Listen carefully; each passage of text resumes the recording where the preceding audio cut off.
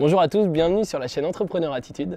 Je me retrouve aujourd'hui avec Nicolas à la Cour de Ruelle en Charente, qui est un restaurant et salle de séminaire. Voilà, donc on les remercie de nous recevoir ici très gentiment. Je te connais depuis quelques temps, mais je n'en sais que très peu sur ton activité professionnelle, donc on est là pour comprendre très rapidement ce que tu fais. Après, on parlera de ton parcours d'entrepreneur.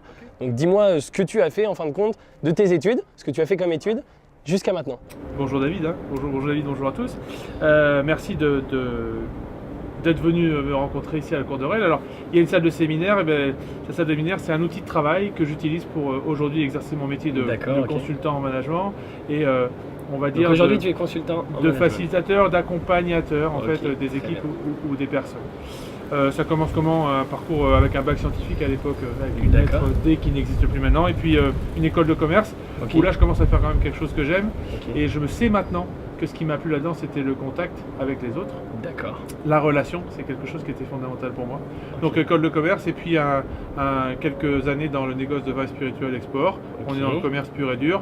Et puis une activité un peu plus commerciale dans l'industrie en B2B. Une aventure qui finira pas très bien, mais qui aura... maintenant, je le sais, était extrêmement formatrice, tant sur le plan professionnel que sur le plan personnel. Et c'est là où je commence à engager une démarche perso de développement personnel. Et puis, je touche du doigt les logiciels de gestion pendant 2 ans avec une société qui développe des solutions de gestion commerciale, de gestion de prod pour les TPE, PME. Et là, je mesure d'un seul coup l'impact que peut avoir un système informatique, ou en tout cas, dans un système et pas informatique, d'une entreprise, quand on commence à faire bouger quelque chose à un endroit, ça va avoir des répercussions à l'autre. Et je me rends compte qu'il y a des problèmes de communication qui s'installent dans les boîtes. Et c'est de là que vient l'idée de m'installer en disant tiens, je vais essayer d'accompagner. Donc cette installation a été faite à quelle date? 2013, janvier 2013. Ouais. Okay. Alors c'est un projet qui, on va dire gestation du projet 2012 quoi, pendant l'année, préparation, formation, un peu de mise à niveau aussi sur certains trucs, un peu de technique. Surtout sur la posture, parce que c'est ce qui est fondamental. Donc lorsque tu as créé ton activité, que tu as amené les solutions que tu as aujourd'hui à tes clients, lorsque tu as amené ces solutions, qu'est-ce que tu as choisi comme statut? Tu as directement créé une société? Oui, SARL, directement. SARL, alors unipersonnel, voilà. Ok. Est-ce que tu as rencontré des obstacles par rapport à cette création, à savoir dans les statuts tout ce qui va être juridique, ou même tout ce qui va être les moyens de se faire connaître? Pour aller acquérir de nouveaux clients, pour justement proposer des nouvelles solutions. Ma stratégie à moi, en m'installant dans ma boîte, elle est de dire je vais accompagner les gens là où non pas ils n'ont pas de compétences, mais peut-être où ils n'ont pas le temps, où ils savent peut-être pas bien faire, où je vais peut-être apporter une expertise. Donc le premier réflexe que j'ai eu, c'est de dire il faut financer, je vais avoir recours à un expert de financement, d'accord. Donc j'ai eu recours à un courtier en crédit qui m'a accompagné. Il faut un partenaire bancaire, je vais faire confiance à un spécialiste en banque. Mon business plan et tous les choix justement d'optimisation fiscale, sociale et autres, c'est le métier d'un expert comptable, je vais m'appuyer sur un expert comptable. Donc j'ai investi finalement très tôt en m'appuyant sur des compétences, sur des ressources, mais en privilégiant toujours un truc important pour moi. Oui, donc tu as su en fait bien t'entourer avec des personnes expertes dans leur domaine. J'ai essayé. Oui, voilà, c'est ça. Ça me semblait cohérent, dans la mesure où moi j'avais envie d'être un point d'appui pour les gens que j'allais accompagner après dans mon métier. Je ne pouvais pas tout faire parce qu'aujourd'hui, être chef d'entreprise, il faut souvent avoir un talent pour produire quelque chose qu'on sait faire. Créer de la valeur. Un carreleur et créer de la valeur, ou toi faire de la vidéo par exemple. Voilà, apporter des solutions. Il faut les vendre, il faut les produire, il faut derrière faire toute la partie administrative qui est juste insupportable. D'accord, la plus grosse difficulté aujourd'hui, c'est ce qui nous passionne le moins. C'est un frein. Ouais, c'est un frein et ça prend beaucoup de temps. C'est des heures qui sont non produites, non payées, non financées. Enfin, on met ce qu'on veut derrière, mais donc finalement. Ça participait aussi à développer les relations humaines qui étaient importantes et puis s'appuyer sur ces compétences techniques que moi j'avais. Donc en fin de compte, est-ce que tu avais déjà un réseau de personnes qui sont devenues tes clients ou pas? Alors ça c'est une vraie bonne question parce que quand tu montes ton projet de boîte, évidemment t'en parles parce que tu tâtes un peu le terrain, tiens je voudrais faire ça, qu'est-ce que vous en pensez, machin. Et les gens te disent toi c'est super, alors là ça c'est chouette, on a vraiment besoin de ça et tout. Et puis quelques mois après tu reviens en disant tiens ça y est, j'ai ma solution. Ben voilà, j'ai la solution, j'ai ma petite carte de visite. Ah ouais, alors c'est pas toujours le bon moment, ou tu vois, ah ouais, mais ça tombe pas bien. Et voilà, ça c'est une des grosses déceptions dans mon parcours d'entrepreneur. Donc ça a été finalement un obstacle au début. Enfin, en tout cas, c'est un frein et c'est quelque chose que je n'avais pas imaginé. J'ai une question par rapport à tout ça et tous tes services à ton offre. Comment tu l'as vu évoluer, si elle a évolué, bien sûr? Par rapport, alors je pose cette question parce que c'est vrai qu'on est dans un monde qui change très vite, où les choses sont de plus en plus éphémères, etc. Donc justement, savoir comment ça a pu évoluer au cours de toutes ces dernières années. Et comment tu as fait pour les développer? Est-ce que tu as été chercher des infos ailleurs, à l'étranger, rencontrer d'autres personnes, etc. Comment tu as fait? Déjà, mon offre, elle n'est pas figée. Parce que par définition, je pense qu'il n'y a pas de méthode unique, si tu veux, et il n'y a pas de solution qui pourrait être déployée partout. La meilleure façon que j'ai, et en tout cas moi la vision que j'ai de l'entrepreneuriat, c'est que le monde est en mouvement, il va vite, tout change, et peut-être qu'effectivement on ne connaît pas encore les 3/4 des métiers qui seront ceux de demain, en 2030, ceux 2030. Donc je me forme en permanence, d'accord. Je suis assez curieux, je me forme en permanence, je teste de nouvelles techniques, j'expérimente, je me casse la gueule des fois sur des trucs qui ne marchent pas, mais ça laisse toujours une petite graine, un petit truc qui fait que je peux en retirer quelque chose par-ci par-là. Donc là tu vas chercher où toutes tes formations? C'est pour ça que je te demandais si c'était par le biais de voyages, de rencontres de nouvelles personnes, de lecture de livres, peut-être d'auteurs que tu peux nous citer même maintenant. Alors écoute, je vais avoir du mal à en citer, je dépense entre 2000 et 3000 euros de livres par an. D'accord, donc tu fais un fort investissement donc, sur voilà, sur le c'est vraie ressource par le biais d'écart des livres. parce que on a parlé des comportements et moi ma motivation c'est d'apprendre. D'accord. C'est une motivation plutôt cognitive, tu vois, apprendre pour apprendre, et c'est quelque chose qui est important pour moi, donc je vais chercher là dans les connaissances. Et puis je me forme à travers les gens qui proposent des outils, je vais chercher, j'en regarde quelque chose, ça m'intéresse, mais j'y vais un peu au feeling en fait, hein, d'accord, en me disant tiens, tu lis tout ça pour en tirer le meilleur et l'amener en solution à tes clients. Je pourrais le partager parce que aujourd'hui quand on est dans son métier, la plus grosse difficulté qu'on a, c'est de prendre un peu de recul et d'oxygène, et c'est pas toujours facile. Donc je considère que c'est une de mes missions, en tout cas c'est une des valeurs ajoutées que je peux apporter. Oui, donc Nicolas, je reprends. Nicolas, j'ai pu voir dans les mois précédents que tu voyageais. Qu'est-ce que t'apporte le voyage? Est-ce que tu y vas pour des clients ou est-ce que c'est pour te développer? Et qu'est-ce que les voyages font et créent sur ta personne? Alors j'ai voyagé 75% de mon temps pour des clients depuis quelques mois, et ça c'est une vraie chance, c'est aussi une vraie opportunité créée par l'entrepreneuriat. Voilà, le fait d'avoir tenté l'aventure, ça me permet, alors choisir des clients, c'est un peu prétentieux de dire choisir mes clients, mais en tout cas de dire non à certains, ça c'est vrai, et puis du coup de s'engager sur des choses qui permettent par exemple de voyager comme c'est le cas. Donc je travaille pour un réseau qui m'a amené à voyager à la fois sur le continent américain et à la fois sur l'Asie, et à chaque fois c'est une belle découverte, d'abord dans les relations humaines, dans la façon de faire que peuvent avoir les gens qui peuvent être complètement différentes. Quand on parle d'Américain et de l'Asie, on est à l'autre bout de la terre, et à chaque fois j'apprends un tas de trucs, évidemment. D'accord, ok, donc le voyage est important pour toi. Le voyage est fondamental, en tout cas je considère que aujourd'hui ça serait une erreur de rester enfermé dans sa boîte et dans sa culture perso. Finalement c'est ça, c'est aller chercher d'autres cultures entrepreneuriales à l'extérieur, voir ce qui fonctionne à l'extérieur pour peut-être l'importer aussi dans ses propres activités. C'est assez franco-français de se dire qu'on est fort. Oui. D'accord. J'ai travaillé avec des Belges qui m'ont formé, et les Belges disent vous les Français vous avez gagné la guerre. Et donc pensez que vous êtes arrivés. Pendant ce temps-là, on se fout de leur gueule à eux en disant avec nos blagues belges. Ils nous ratent pas, hein, ça c'est de bonne guerre, mais par contre ils se sont mis au boulot. La Belgique qui est à 1 heure et quelques de Paris en train, en termes de management, d'équipe, d'intelligence collective, ils sont à des années-lumière de nous. Déjà, ils ont bien. Le Canada sont des pays développer son état d'esprit. Là on a des exemples de sociétés comme Lego par exemple, hein, sans faire de lien, Lego qui se sont réinventés. D'accord, qui ont été capables de casser un modèle parce qu'ils ont vu ce qui se passait ailleurs dans le monde et qui ont complètement révolutionné leur façon et leur business model et qui se sont sauvés comme ça. Donc à chaque fois, que ce soit en Asie, aux Émirats Arabes Unis ou aux États-Unis, j'apprends un tas de choses. Mais j'apprends aussi un tas de trucs parce que je suis curieux et que je fais attention. Enfin, j'aime bien en tout cas regarder ce qui se passe autour de moi. J'étais dans une grande chaîne de restauration rapide hier, à peu près avec une couleur pas loin de ton pull là. D'accord.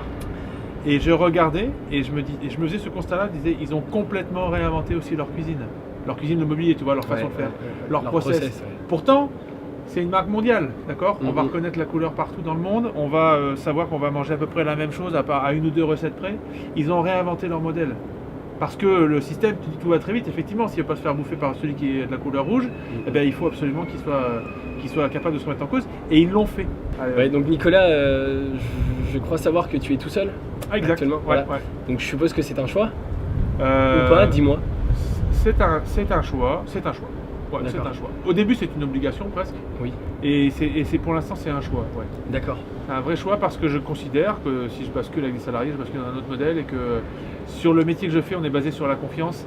Et c'est pas vraiment que les méthodes ou les solutions que je vais essayer de co-construire avec mes clients, c'est moi qui les achète en fait. D'accord, ok. Donc ouais, tu penses que dans ton domaine, ce serait pas possible de le développer de manière exponentielle par exemple, avoir une image de marque, hein, avoir un nom et être développé, je veux dire, dans par exemple toutes les villes en Je peux France. faire du branding sur moi, sur mon périmètre de jeu, on va dire. Bien sûr. Après, non, j'ai pas de velléité de développement comme ça. Et tu penses que toi, par exemple, en tant que manager de tes équipes, savoir que si c'est toi qui es prescripteur de ce que font tes équipes dans les entreprises, et en jouant sur ton image, tu pourrais pas justement développer ça?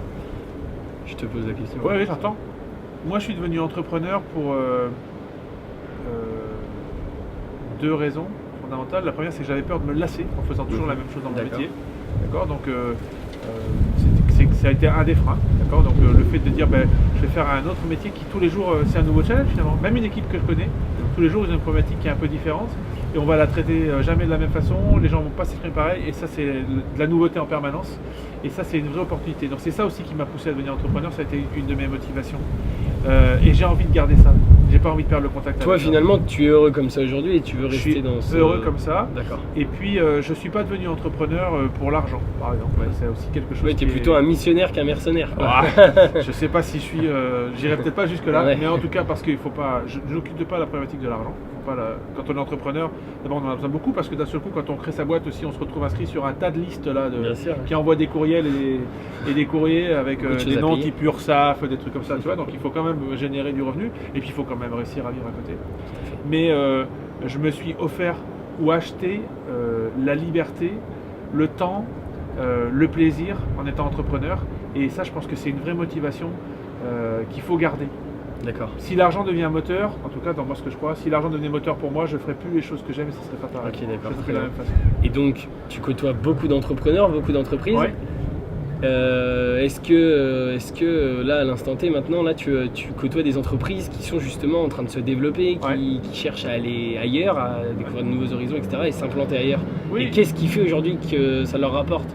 Peut-être tes services, peut-être d'autres services, qu'est-ce qui fait que ça leur permet de se développer? Je pense à deux structures qui par exemple ont aujourd'hui monté un projet commun, qui se développent sur le territoire parce que leur marché peut-être leur impose aussi, c'est-à-dire qu'à un moment donné si c'est pas eux qui le font, peut-être qu'un autre va le faire, donc ils sont dans une espèce de cercle qui les oblige à être en mouvement en permanence, à grossir, à mailler le territoire et à prendre des positions.